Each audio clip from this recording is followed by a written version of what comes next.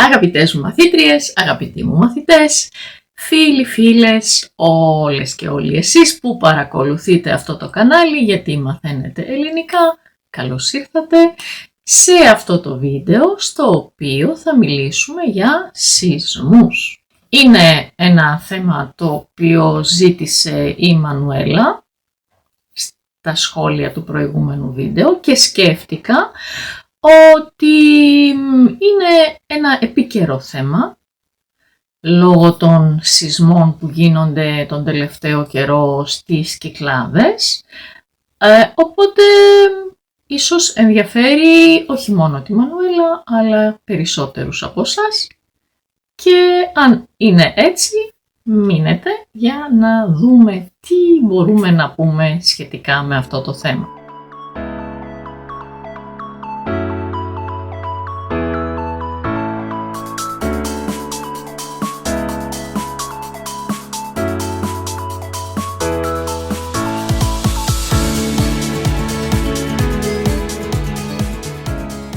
Η λέξη σεισμός προέρχεται από το ρήμα σείο. Σείο σημαίνει κουνάω. Έχουμε ένα αρχαίο ελληνικό όργανο μουσικό το οποίο ονομαζόταν σύστρο. Αυτό το κουνούσες. Και αυτό είναι σύστρο και αυτό είναι σύστρο και σύστρο είναι και η κουδουνίστρα. Αυτό που το μικρό παιχνιδάκι που έχουμε για τα μωρά. Όμως όλα αυτά είναι ακίνδυνα. Ο σεισμός είναι κάτι που μπορεί να είναι πολύ επικίνδυνο. Και γι' αυτό υπάρχει μια ολόκληρη επιστήμη που μελετά τους σεισμούς. Η επιστήμη αυτή ονομάζεται σεισμολογία. Οι σεισμολόγοι είναι οι επιστήμονες και χρησιμοποιούν διάφορα όργανα για να μετρούν την σεισμική δραστηριότητα ενός τόπου. Αυτά τα όργανα είναι τα σεισμόμετρα, οι σεισμογράφοι, καταγράφουν τους σεισμούς. Έχουμε αυτές τις μέρες μία ατελείωτη σεισμική δραστηριότητα κοντά στη Σαντορίνη που δίνει πάρα πολλούς και δυνατούς σεισμούς. Έχουμε προσεισμική δραστηριότητα, σεισμική και μετασεισμική δραστηριότητα. Κάτι δηλαδή που προετοιμάζει την εμφάνιση ενός κύριου δυνατού σεισμού και μετά έχουμε μια μετασεισμική δραστηριότητα, δηλαδή σεισμούς που ακολουθούν και συνήθως είναι μικρότερης έντασης. Την ένταση των σεισμών τη μετράμε στην κλίμακα Ρίχτερ. Το 1978 στη Θεσσαλονίκη είχε γίνει ένας μεγάλος σεισμός έντασης 6,5 βαθμών της κλίμακας Ρίχτερ, από τον οποίο είχαμε και την κατάρρευση ενός κτηρίου στο κέντρο της πόλης. Το επίκεντρο εκείνου του σεισμού ήταν πολύ κοντά στην πόλη της Θεσσαλονίκης και ήταν αρκετά επιφανειακός. Ένα σεισμός λοιπόν έχει ένα επίκεντρο, έχει μία εστία, δείτε το βίντεο για την εστία, και από εκεί εξαπλώνεται και επηρεάζει την γύρω περιοχή. Όσο πιο κοντά στην επιφάνεια της γης είναι, καταλαβαίνουμε ότι τόσο πιο καταστροφικός μπορεί να είναι. Όσο πιο μεγάλο εστιακό βάθος έχει, τόσο πιο λίγο καταστροφικός είναι. Στην Ελλάδα πολλοί σεισμοί είναι υποθαλάσσιοι. Το επίκεντρό τους βρίσκεται μέσα στη θάλασσα και γι' αυτό, αν και δυνατοί, μπορεί να μην προκαλούν καταστροφές. Βέβαια, η Ελλάδα είναι μια σεισμογόνος περιοχή. Μια περιοχή που παράγει σεισμούς. Γιατί βρίσκεται πάνω σε σημείο συνάντησης τεκτονικών πλακών, οι οποίες πλάκες όταν αποφασίζουν να μετακινηθούν, φυσικά προκαλούν σεισμούς. Οπότε έχουμε σεισμούς που μπορεί να είναι τεκτονικοί, να οφείλονται στην κίνηση των πλακών αυτών, αλλά μπορεί να έχουμε και ηφαιστειακούς σεισμούς. Δηλαδή, σεισμούς οι οποίοι οφείλονται σε δραστηριότητα ηφαιστείων. Και όπως γνωρίζετε, υποθέτω όλοι, στην Ελλάδα έχουμε ενεργά ηφαίστεια.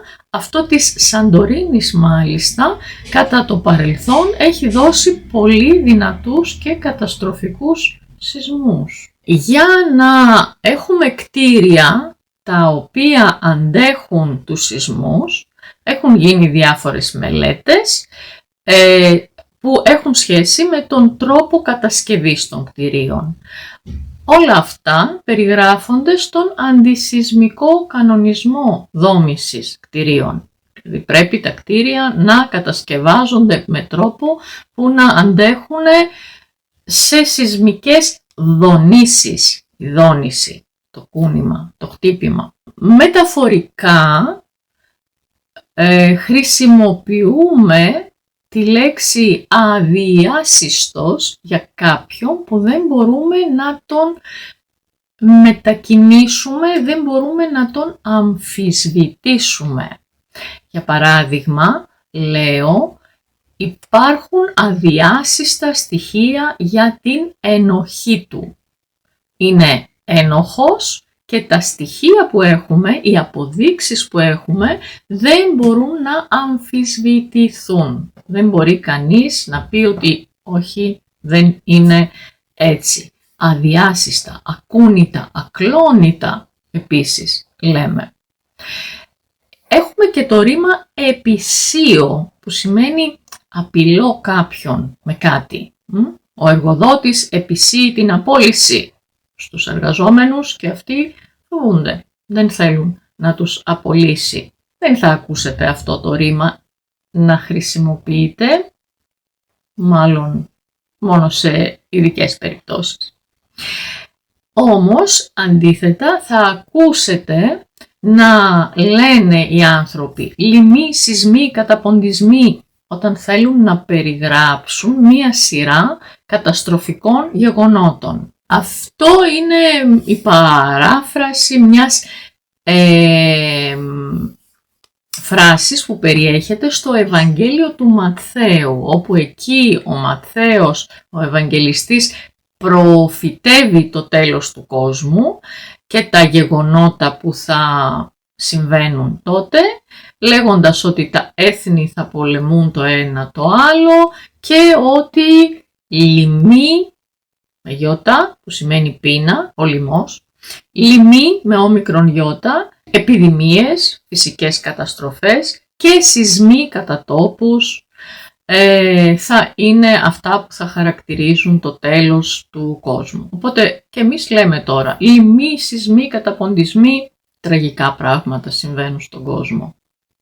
Καμιά φορά το λέμε έτσι για να μιλήσουμε για κάτι πολύ σημαντικό με έναν πιο ανάλαφρο τρόπο. Είδες τις ειδήσεις σήμερα? Τι να δω, λοιμοί, σεισμοί, καταποντισμοί. Αυτά αναφέρονται, δηλαδή πάντα αρνητικά θέματα. Όσοι παρακολουθείτε όμως τα δελτία ειδήσεων ή όσοι διαβάζετε ειδήσεις σχετικά με τη σεισμική δραστηριότητα στις Κυκλάδες, θα έχετε προσέξει ότι μιλούν για το χτύπημα του εγκέλαδου, το ξύπνημα του εγκέλαδου. Ποιος είναι αυτός ο εγκέλαδος?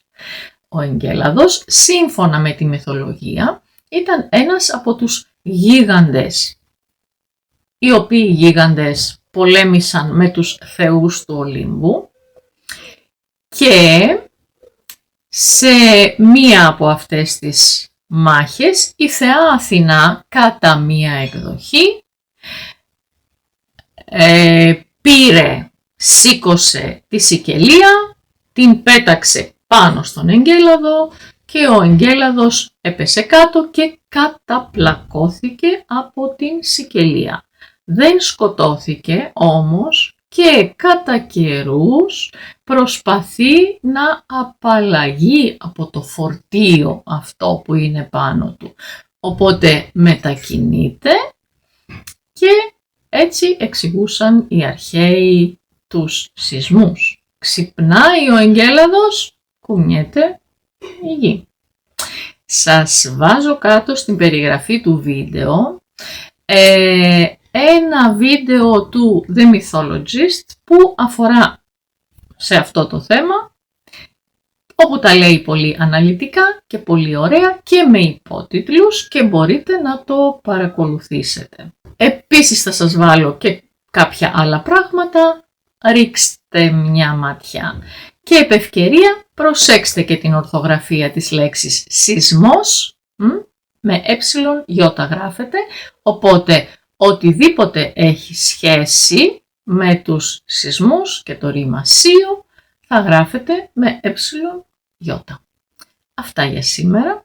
Ελπίζω να είστε όλες και όλοι καλά και εύχομαι να είστε καλά, να περνάτε καλά και να έχετε υγεία και μέχρι την επόμενη φορά που θα τα ξαναπούμε. Αυτά για σήμερα. Γεια σας. Σας χαιρετώ.